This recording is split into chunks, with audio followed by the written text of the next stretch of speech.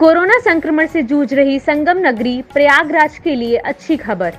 Prayagraj active केसों की सूची में टॉप 10 शहर से बाहर हो गया है, जबकि राजधानी लखनऊ कोरोना संक्रमण के मामले में टॉप 10 शहरों में पहले नंबर पर है। प्रयागराज में एक्टिव केसों की संख्या 300 के नीचे पहुंच गई है। उत्तर प्रदेश के अपर मुख्य सचिव गृह अवनीश अवस्थी के पिता का आज सुबह निधन हो गया। उनका पीजीआई में इलाज चल रहा था।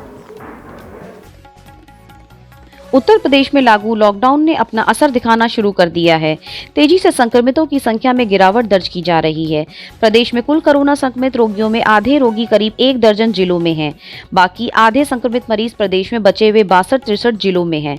प्रदेश में रविवार को कुल संक्रमित रोगियों की संख्या 2,33,981 लाख बची है। इसमें से 1,09,488 रोगी 1 दर्जन जिलों में हैं, यानी 47% रोगी इन 12 जिलों में हैं। इसमें ज्यादा संक्रमण वाले जिले लखनऊ, मेरठ, वाराणसी, कानपुर, गौतम बुद्ध नगर, गोरखपुर, मुरादाबाद, मुजफ्फरनगर, प्रयागराज, बरेली, गाजियाबाद व झांसी है।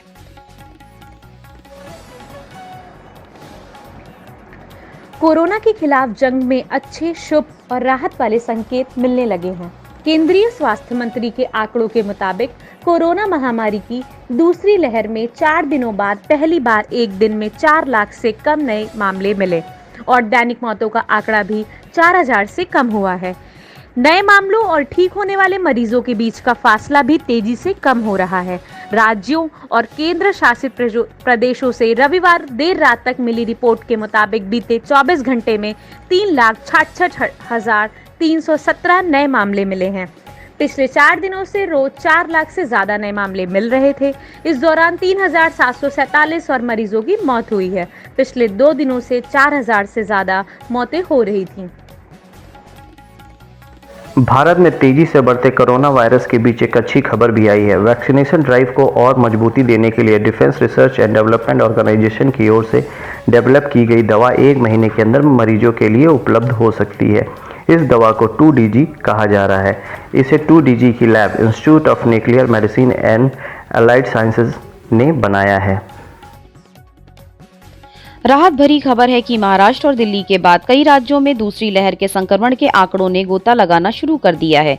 केंद्रीय स्वास्थ्य मंत्रालय के द्वारा नए संक्रमितों के आंकड़ों का ग्राफ कई राज्यों में स्थिर हो गया है या नीचे की राह पकड़ चुका है। जनसंख्या की दृष्टि से बड़े 3 राज्य उत्तर प्रदेश, बिहार और पश्चिम बंगाल में बीते 2 दिनों के मुकाबले संक्रमण के नए मामलों में रविवार को गिरावट दर्ज की गई है। राहत की बड़ी खबर उत्तराखंड से भी आई है, जहां शनिवार के 8,390 के मुकाबले रविवार को संक्रमण के 5,890 नए मामले ही दर्ज किए गए। देश में कोरोना की दूसरी लहर की वजह से एक तरफ कई जोन में ट्रेनों को रद्द किया जा रहा है, तो दूसरी तरफ वेस्टर्न रेलवे ने बिहार, यूपी समेत कई राज्यों के लिए 40 स्पेशल ट्रेनों को शुरू करने का फैसला किया है। इसकी वजह यह है कि मुंबई से बड़ी संख्या में प्रवासी मजदूरों का पलायन हो रहा है। इसे देखते ही रेलवे ने बिहार, यूपी से आने जाने के लिए कई स्पेशल ट्रेनों की शुरुआत की है। इसके अलावा कई ट्रेनों के फेरे भी बढ़ाए गए हैं। लखनऊ के कई अस्पतालों में ऑक्सीजन सपोर्ट पर भर्ती कोविड-19 व नॉन कोविड मरीज डिस्चार्ज किए जाने के बाद भी बेड छोड़ने को तैयार नहीं है। मरीजों को लग रहा है कि वह अभी पूरी तरह से स्वस्थ नहीं है और घर जाने पर उनकी ऑक्सीजन की किल्लत कहीं बढ़ न जाए। वहीं डॉक्टरों का कहना है कि जिन मरीजों का ऑक्सीजन स्तर रूम के तापमान पर सामान्य है, उनको कई दिनों पहले ही डिस्चार्ज किया गया है, लेकिन वह मरीज ऑक्सीजन और बेड छोड़ने को तैयार नहीं है। इससे दूसरे मरीजों के लिए दिक्कत हो रही है। रक्षा मंत्रालय ने सशस्त्र सेना चिकित्सा सेवा और शार्ट सर्विस कमीशन ने सेना निवृत्त 400 डॉक्टरों को बहाल करने को कहा। आदेश में चिकित्सा सेवा के पूर्व सैन्य अधिकारियों को संविदा के आधार पर 11 महीनों के लिए बहाल करने को कहा गया है। अभी भारत में बच्चों पर किसी टीके का परीक्षण नहीं किया गया है। कैडिला हेल्थ केयर लिमिटेड ने अपने ट्रायल के तीसरे चरण के तहत 1500 से ज्यादा बच्चों पर ज़ाइकोव डी टीके का परीक्षण किया है। ट्रायल का डाटा मई के अंत तक सरकार को सौंप सकती है। कंपनी को उम्मीद है कि उसके ज़ाइकोव डी वैक्सीन के आपात इस्तेमाल की मंजूरी जून में मिल जाएगी। कंपनी 12 साल से ज्यादा उम्र के बच्चों के लिए भी कोरोना वैक्सीन की मंजूरी पाने की दिशा में काम कर रही है। कंपनी का कहना है कि टीकों को मंजूरी मिल जाने के बाद उसकी योजना अहमदाबाद और वडोदरा स्थित अपने संयंत्रों में हर साल 24 करोड़ वैक्सीन बनाने की है, जो कि कोरोना की तीसरी लहर की आशंका में उससे लड़ने में बहुत कारगर साबित होगी। यूपी के भदोही गोपीगंज नगर स्थित एक वैवाहिक कार्यक्रम के दौरान देर रात घुसे उचक्कों ने लड़की पक्ष की कुछ महिलाओं व बच्चों को अचेत कर उनके सोने व चेन व अन्य सामान लेकर गायब हो गए। इसकी जानकारी लोगों को तब हुई जब विदाई के बाद लोगों को जगाया गया। अचेत महिलाएं व बच्ची को निजी अस्पताल में भर्ती कराया गया। उत्तर प्रदेश में कोरोना संक्रमण बड़े जिलों के साथ ही छोटे जिलों में भी तेजी से पांव पसारने लगा है। स्वास्थ्य विभाग द्वारा जारी आंकड़ों पर नजर डाली जाए तो एक माह में कोरोना मरीजों की संख्या छोटे जिलों में 10 से 15% तक बढ़ चुकी है। इसके साथ ही कुछ ऐसे जिले भी हैं जहां आज भी मरीजों की संख्या 20 से 25 तक ही रोजाना है।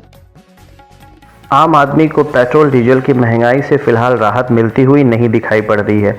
सरकारी ऑयल मार्केटिंग कंपनियों ने मई महीने में 5वीं बार पेट्रोल डीजल के दाम में बढ़ोतरी कर दी है। उत्तर प्रदेश के इटावा स्थित सैफई मेडिकल यूनिवर्सिटी के कुलपति प्रोफेसर राजकुमार को छुट्टी पर भेज दिया गया है। प्रमुख सचिव आलोक कुमार ने यूनिवर्सिटी के कार्यवाहक कुलपति की तैनाती के संबंध में आदेश जारी किया है। पत्र में बताया है कि कुलपति का कार्यकाल 31 मई को समाप्त हो रहा है। नए कुलपति की नियुक्ति की प्रक्रिया चल रही है। हालांकि तब तक प्रति कुलपति डॉक्टर रमाकांत यादव को कुलपति का चार्ज दिया गया है। कुलपति का कार्यकाल 31 मई को पूरा हो रहा है, लेकिन इसके पहले ही उनको छुट्टी पर भेजे जाने का कारण कोरोना काल में यूनिवर्सिटी में फैली अव्यवस्थाएं बताई जा रही हैं। भारत में 3 टीकों को आपात स्थिति की मंजूरी मिल चुकी है। 5 टीके क्लिनिकल ट्रायल के विभिन्न स्टेज में हैं, जिनमें से जायडस कैडिला की डीएनए वैक्सीन और बायोलॉजिकल ई की रिकॉम्बिनेंट वैक्सीन तीसरे चरण के परीक्षण से गुजर रही है। जिनोवा बायोफार्मास्यूटिकल्स की mRNA वैक्सीन तथा भारत बायोटेक की नेजल वैक्सीन पहले चरण से क्लिनिकल ट्रायल में है। इसके अलावा सीरम इंस्टीट्यूट ऑफ इंडिया ने नोवावैक्स द्वारा विकसित रिकॉम्बिनेंट नैनो पार्टिकल्स वैक्सीन के तीसरे चरण के बीजिंग क्लिनिकल ट्रायल आरंभ कर दिए हैं। उम्मीद है कि ये टीके भी जल्द उपलब्ध होंगे। अलीगढ़ मुस्लिम यूनिवर्सिटी में कोरोना वायरस का पहाड़ टूट पड़ा है। इस जानलेवा महामारी के कारण AMU के 17 प्रोफेसर की मौत हो गई। इनमें कई शिक्षकों की जांच रिपोर्ट निगेटिव आई थी। ऐसा पहली बार है कि विश्वविद्यालय से जुड़े लोगों की इतनी संख्या में मृत्यु हुई हो। अब तक यूनिवर्सिटी के गैर शिक्षक और कर्मचारियों को मिलाकर 45 लोगों ने दम तोड़ा है। चीन अपनी विस्तारवादी और नापाक आदतों से बाज नहीं आ रहा है। कोरोना महामारी के बीच भी वह पराई भूमि को अपना बनाने की कोशिश में लगा है।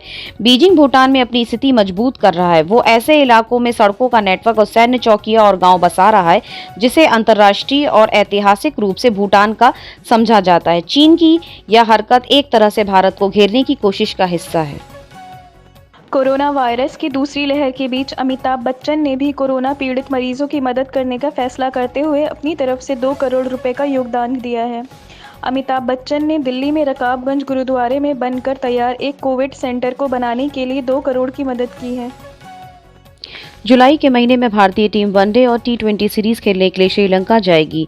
BCCI प्रेसिडेंट सौरव गांगुली ने इस बात की जानकारी दी है। भारतीय टीम इस दौरे पर 3 वनडे और 5 T20 मैचों की सीरीज खेलेगी।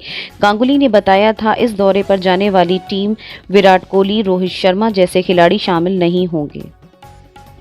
उत्तर प्रदेश के मुख्यमंत्री योगी आदित्यनाथ ने कहा कि 3rd वेव भी आएगा। इसका टारगेट बच्चे हो सकते हैं, इसकी भी तैयारी होनी चाहिए। बड़े जनपदों में 4 से 100 के बीच बच्चों के पीडियाट्रिक बेड तैयार करने पड़ेंगे और मैन पावर को बढ़ाना पड़ेगा। इसके लिए एक्स सर्विसमैन, रिटायर्ड या नए लोगों जो मेडिकल के 4th ईयर के छात्र हैं, ट्रेनिंग देकर फ़ोन की सेवाएं ले सकते हैं।